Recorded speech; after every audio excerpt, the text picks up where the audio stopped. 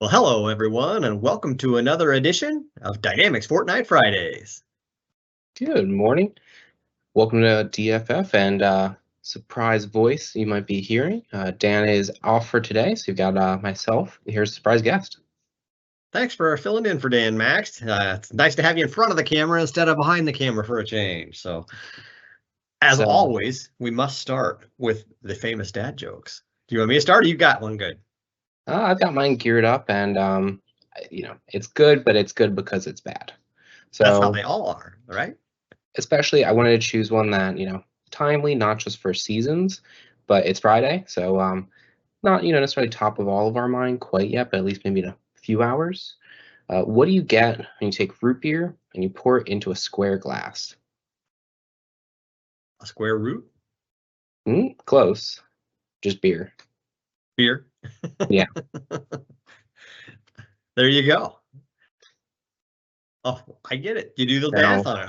All right. You square root. kind of just, Nice. cancels each other out. Yeah. I haven't tested it. I'm not going to advise how it's going to actually go for you, but that's the theory. Now, how about Well, yourself? What do so you got so for me today? as of about 2 a.m. tonight, summer's gone. So it's officially time to chill. And that's not really much of a joke. It's just kind of a pun with, transition Oh, between summer and fall, time to chill. Yeah. Anyway, the one that I was thinking of is, with fall, you always get wonderful colors and all the leaves and everything. And so what type of grove of tree is your favorite in the fall, Max? my favorite, Yeah. a glass grove, max grove. Not sure. Uh, I'm looking for a grove of money trees. Let them Fair. lose all their leaves. Here on the ERP side, that is much more opportune. Yes. All right, well, we're not too great on the jokes. Yours was quite good. I like the math joke there, but I'm going to jump into content. It'll probably be a little bit more what people are actually wanting to see. So, for news in Power Platform, theming improvements. So, one of the biggest things that we have done is released a whole new control, the table control. Way better than the table control that's been in the Canvas Power App space for a long time. This one can almost work like a gallery, but it also can be a full sort of table grid view of things with the sorting and filtering and everything. So take advantage of that if that fits in your use cases. It's already responsive by design in the way it works and does reflow, but you can control some of that stuff too. There's also been a few little things like the text controls got a little bit of an update. The date pickers got a little bit of an update to be a little bit more in compliance with the Fluent 2 standards and things like that, and other things coming up. But nice to see that we're still continuing to make those improvements in the Canvas app space and also in the custom page in the model ribbon apps. If you're an admin and you're keeping track of your Center of Excellence starter kit, this has been out for a while. I just didn't put the link in it in the last show notes, but if you haven't updated your kit to the September update yet, and you are planning to, make sure and do that soon. The October one will probably be out right around the time of the Power Platform Conference.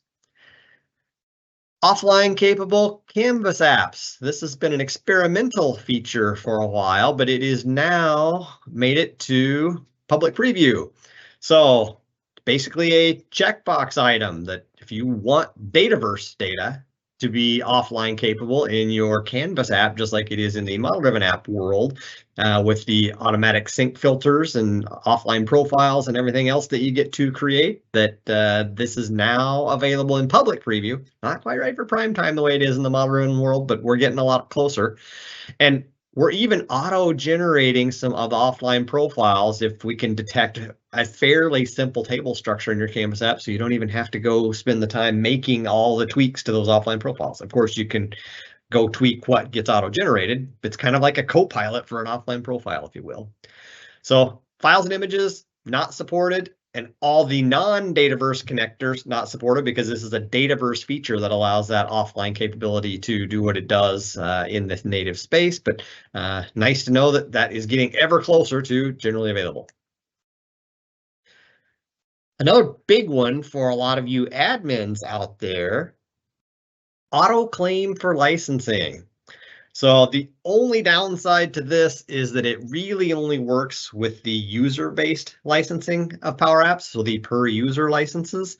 The per app licenses don't fit into this process yet, because what this is doing is it's taking advantage of the policy capabilities of the Microsoft 365 architecture that's basically AAD setup to allow license assignment for things like Office 365 licenses to happen because of the way the policy was defined. Well, now the per user licenses for Power Apps can also be set up in that same auto claim policy, or in similar auto claim policies anyway. So nice to know this is all sitting out here as something that can make management of licensing even easier, assuming you're doing user-based licenses.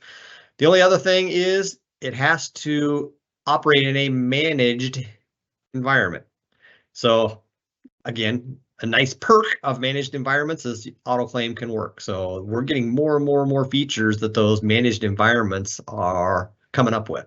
Now, along with that autoclaim, we do also have a new report for license consumption that it has been out there for a little while in the admin center for Power Apps in terms of licensing consumption, but now Power Automate has the licensing consumption experience enabled in the admin center as well. So, which licenses are used to execute flows in a given environment, and which flows don't comply with license requirements, and all those kind of things. So, hop into the admin center and take a peek.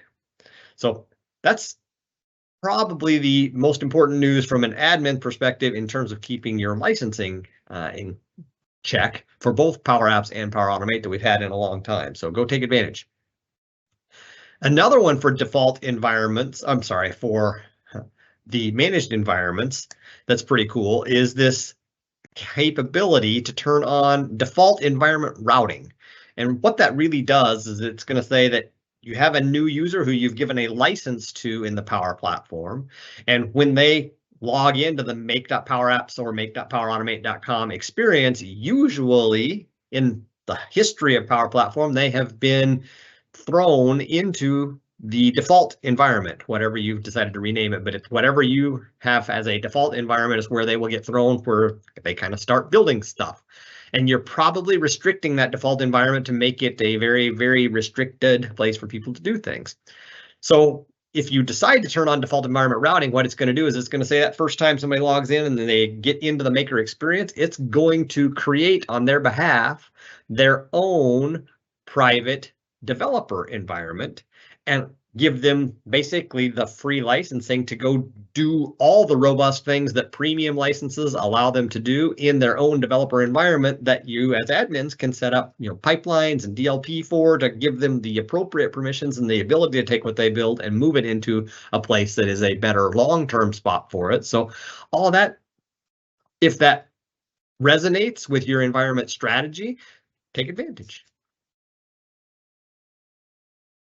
Next one is in Power Automate. They've made some updates to the Maker portal, and we're hoping it makes it a lot easier for you to navigate both Power Automate and all of the capabilities that are being built into it now. That these capabilities to have just a few solutions that you use regularly be surfaced, or pin all of the various options of what you could do are all now possible, kind of like it's been in the Power Apps Maker portal for a while, plus the Power Platform icon at the bottom that lets you quickly navigate between Power Automate and Power Apps and Power Pages and the Admin Center and Power Virtual Agents and all those kind of things. So hopefully that helps.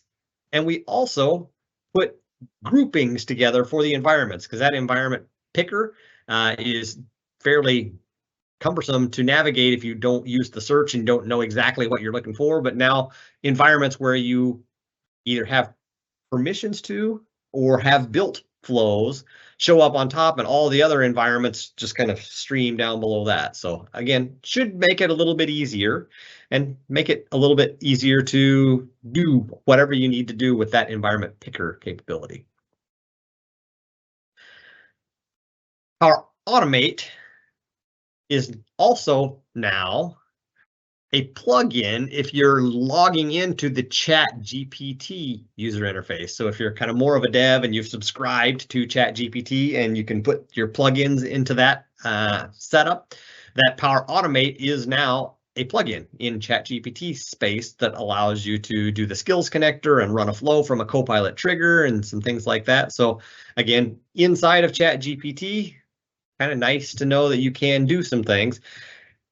I think this is a precursor for what's about to come out very soon in the Power Virtual Agent space, where we're also going to use some of that same plugin architecture like ChatGPT uses, and it will be slightly different, I'm sure, as it's going to be more of a low-code take on things. But look for that to be coming probably at conference, would be my guess. But hard to know. I'm just looking in a crystal ball, trying to read the future there. Well, that's it for my Power Platform news for this fortnight. My only other thing is in the customer engagement apps, in the sales app, we've now got a deal room capability that will not only provide a great Teams experience for getting together to work on a deal, but will also provide a summary that's AI generated of the opportunity that you are coming together to work on this deal in this deal room on. So it's nice to know that it will bring you together in the Teams UI interface and give you this quick hit of what are you doing this collaboration on to try to go win. So it lets you kind of pick and choose some of the things that are generating the summary, but these are the out-of-the-box fields that let you know what the latest activity is on each of those things. So nice to know it's all here. With that, that's all I've got for this fortnight, Max. I'm going to turn it over to you and let you run down the rest of the capabilities. Awesome. I'll go ahead and share out my screen, and we'll be seeing that come up in just a second or two. Yeah, and on my end, I've got maybe a few more bullet points in total, but altogether, we've got a few updates on things we'll be seeing this release wave 2 in October, a few updates on some features that we'll be seeing come next fiscal in wave 1 and or wave 2, and then also just some reminders on features that we've seen and talked about in the past, and just some articles or websites that I thought everyone here should be at least aware of. Awesome. So with that, we should be seeing my screen. And We are. kick off. Oh, perfect. So we'll kick off with our Human Resources Power App, which is an update to the former Teams app that was available for the HR standalone solution. So that was an app directly embedded into Teams, offered some chatbot functionality, as well as some reporting functionality. So with the unified operations or HR moving back into the unified solution, we see that Teams app is no longer being supported. However, in replacement of that, we have a new HR app that we're seeing right now. So this was posted a couple months ago. I haven't seen much on the Learn site yet, but definitely call you to look at the site. There's a survey here where you can submit for access to this preview solution and work with the HR team as they get it into that public preview state. Also, really wanted to bring this to the attention of everybody here. This is the Dynamics AX feedback program within Yammer. I find myself using this all the time. So if this is a site that you're not familiar with, I would definitely suggest you give this a look and sign up. It's a great place. You could find quite a bit of different information on what's going on within the Dynamics world. Next, we have a new Copilot feature that we'll be seeing for commerce. So in our initial Copilot rollout, we saw 4 main feature sets. There was our finance collections workspace, which we'll take a look at, as well as our operations confirm purchase order workspace. Then we had supply chain center Copilot, as well as project ops. And now we'll be seeing one for commerce. That comes in the form of generating product enrichment content for our e-commerce sites, with Copilot taking our branding into consideration. With this, we'll have Copilot in action in our site builder, allowing merchandisers to create content quickly and ensure that their AI-generated market content being created by Copilot aligns to both their target audience and the overall branding tone. So we've seen a lot more information about this coming out shortly. Within the BC world, we have a new feature and a cloud blog on this. It's for additional regional formatting capabilities within Business Central. What we're able to do now is we can set our base language on reports so that we have a default based off just the report itself. We can additionally configure language on either vendor, customer, or whatever other record, so that at the time of report generation, it can be reported in that language and format as needed. So if that's something that gives interest and you're a BC user, definitely recommend giving this blog a look. And then rounding out our section up here before moving into finance and supply chain, we have just a new article of all the planned features for Wave 2 within project operations. So not every single thing that we see here is new. There's a few that are, but this is just a good amalgamation of what we're going to be seeing in this release wave.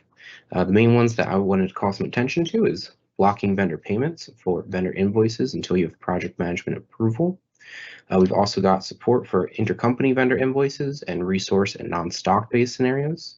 Both of these are new features that we'll be seeing that were not so much previously announced, whereas in comparison, we have those like our expense mobile app, that's going to be as part of this wave, as well as the ability to easily summarize budget lines within your D365 apps. So one quick note there, right now when you're doing your budgeting, a budget can contain hundreds, thousands, or tens of thousands of lines when you're looking at the granular level of detail.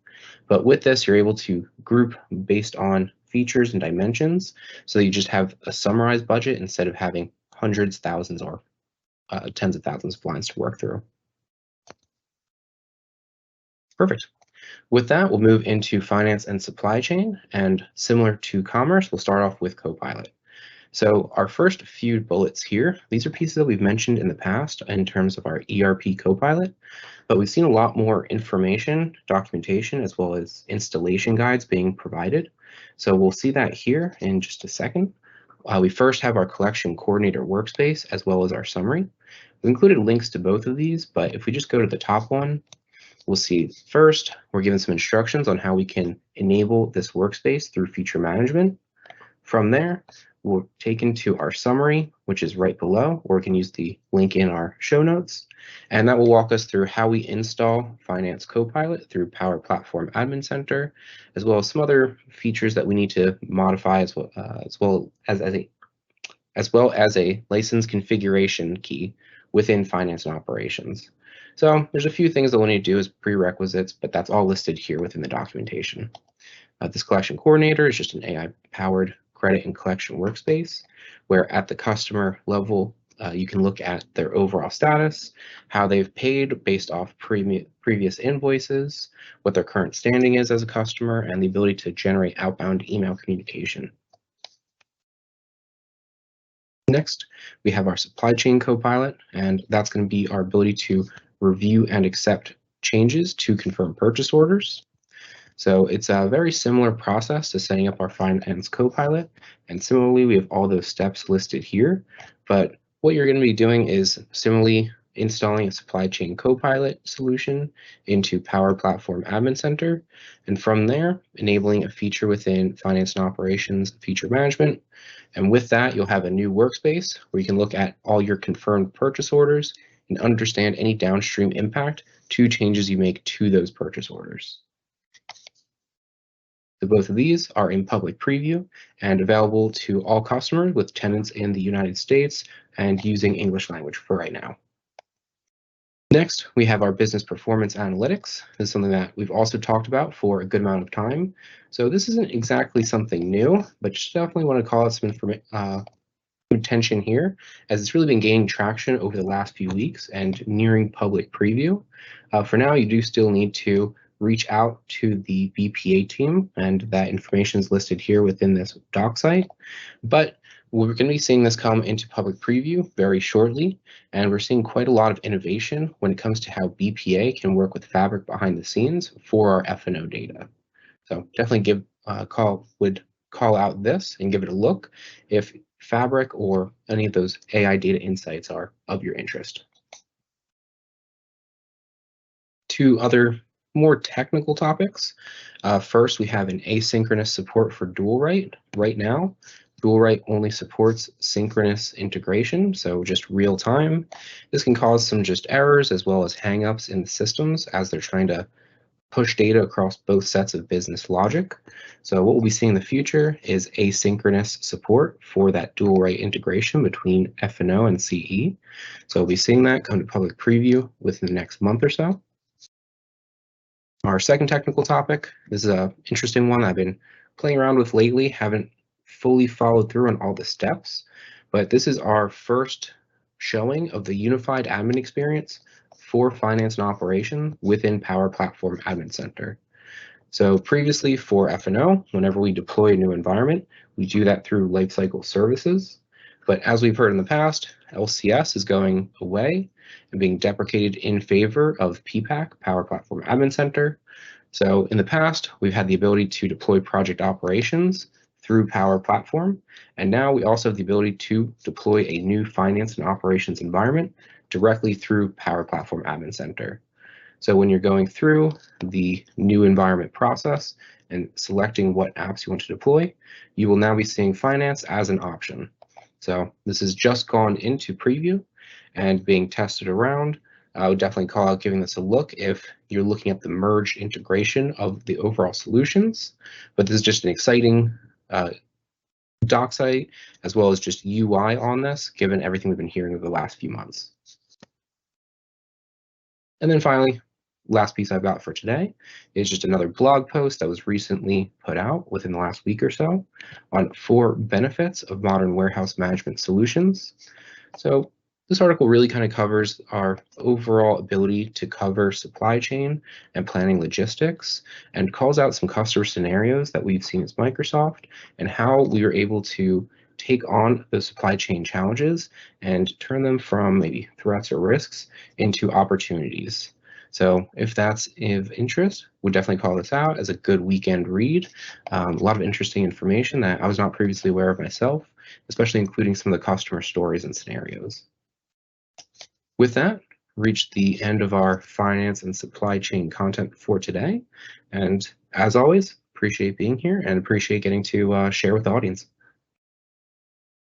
Thanks for all those updates, Max. All kinds of good stuff going on in the supply chain ERP world.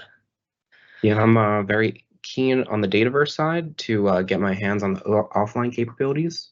Yeah. We're going to be seeing that soon for F&O, given our virtual entity framework. So I haven't played around too much with it, but I'm really excited to hear about the Canvas app feature. You bet. I'm curious as to whether the virtual tables will be offline capable. I have a hunch they're not yet, but who knows what's coming soon. The rumors I'm hearing is that they will be supporting it, as well as actually relevant search, which I'm also excited for. Yeah, for sure. Both of those are great features. So the munging of the systems is beginning. Bring them together. I love it. All right. Well, thanks everyone for joining the broadcast. I don't think we have anything else for this fortnight. So have a great couple of weeks, and we will see you all in 2 weeks next fortnight. See you at Fortnite, everyone. Cheers.